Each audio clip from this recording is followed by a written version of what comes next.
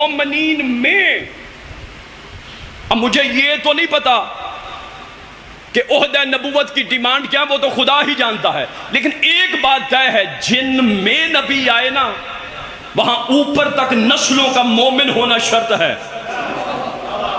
نہ فکرہ تو بھی میں نے عرض کرنا ہے جی، اوپر نسلوں تک مومن ہونا شرط ہے۔ اب اگر کوئی کہے کہ اگر کوئی نبی ہوتا وہ تو بالکل نہ ہوتے، اس لیے کہ اوپر نسلوں میں مومن ہونا شرط ہے۔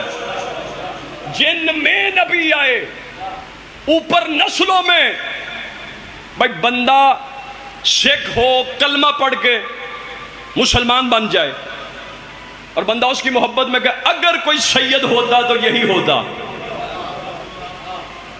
تو دنیا اسے کہے گی جاہل، کلمہ پڑھ کے مسلمان ہوا جا سکتا ہے، سید ہونے کے لیے باپ کا سید ہونا ضروری ہے۔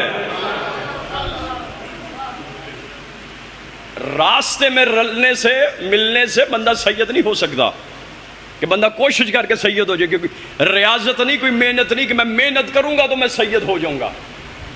پین سے شجرے درست کرنے والوں، تلوار سے شجرے لکھنے والا آ رہا ہے۔ یہ شجرہ لاوارث نہیں ہے کہ جس کا جی چاہے وہ شجرے میں گھس جائے۔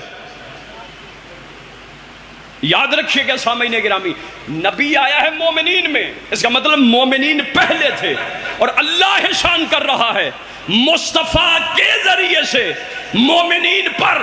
فکرہ یہی کہنا چاہتا ہوں کہ پوری کائنات پر اللہ احسان کر رہا ہے مصطفیٰ کے ذریعے سے، اور جب مصطفیٰ کی باری آئی تو کہتے علم یجد کا یتیمن فاوا، تو یتیم تھا اور ہم نے تمہیں پالا تھا ابو طالب نے۔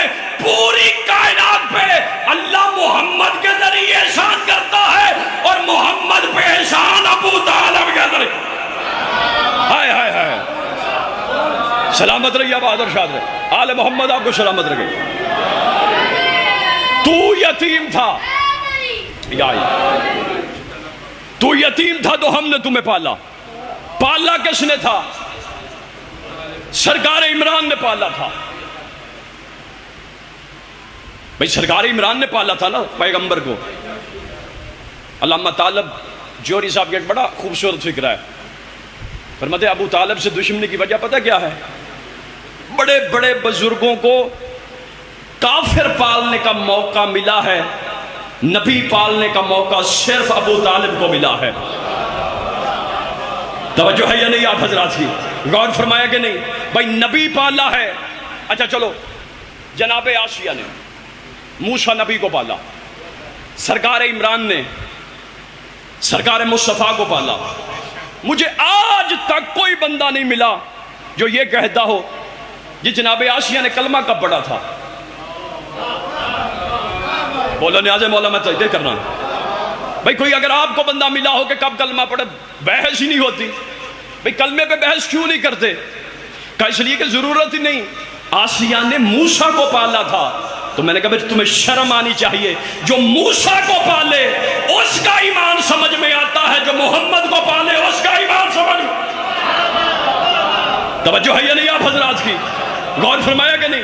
جو موسیٰ نبی کو پالے اس کے کلمے پہ بحث نہیں، اور اس نے موسیٰ نبی کو پال کے کہا مالک میرے لیے جنت میں گھر بنا۔ کیوں؟ موسیٰ نبی کو پالا ہے۔ اس نے موسیٰ نبی کو پال کے جنت میں گھر مانگ لیا۔ کیا کہنے سرکار عمران تیرے، تو نے محمد کو پال کے جنت میں اللہ سے گھر نہیں مانگا۔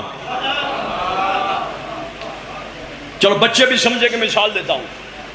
ایک آدمی جس کے دو بیٹے ہوں اور باپ کہے کہ محنت کرو، اچھے نمبر لو، کامیاب ہو جاؤ، جو تم کہو میں وہ تمہیں دوں گا۔ دونوں بچوں نے محنت کی، پاس ہو گئے۔ ایک بیٹے سے اس نے کہا تمہیں کیا چاہیے؟ اس نے کہا مجھے سائیکل چاہیے۔ دوسرے سے کہا تمہیں کیا چاہیے؟ اس نے کہا ابا جو تیری مرضی۔ نہ شیعوں کو اتنی دیر نہیں لگتی، جو تیری مرضی۔ جناب آسیہ نے موسیٰ کو پال کر اللہ سے جنت میں گھر مانگ لیا، ابو طالب نے محمد کو پال کر اللہ سے جنت میں گھر نہیں مانگا، اس لیے اللہ اب آسیہ کو دے گا اس کی حیثیت کے مطابق، ابو طالب کو دے گا اپنی حیثیت کے مطابق۔ اس نے موسیٰ کو پالا اور جنت میں گھر مانگ لیا، اور اللہ نے عمران سے کہا تو نے محمد کو پال کے جنت میں گھر نہیں مانگا، ہاں 13 رجب کو آنا اور اللہ کا گھر لے جا۔ ہائے ہائے ہائے، سلامت رہے بہادر شاہ کتاب کا باغیرہ دا شعر آگے، بسم اللہ۔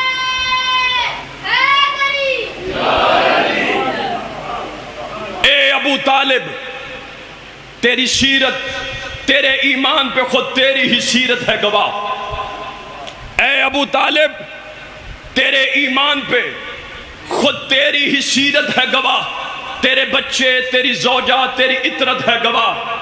ایک طرف احمد مختار کی رسالت ہے گواہ، اور 12 معصوم اماموں کی امامت ہے گواہ، اور کوئی شے بھی دنیا میں پھر صاحب ایمان نہیں۔ تو جو کافر ہے تو پھر کوئی مسلمان نہیں۔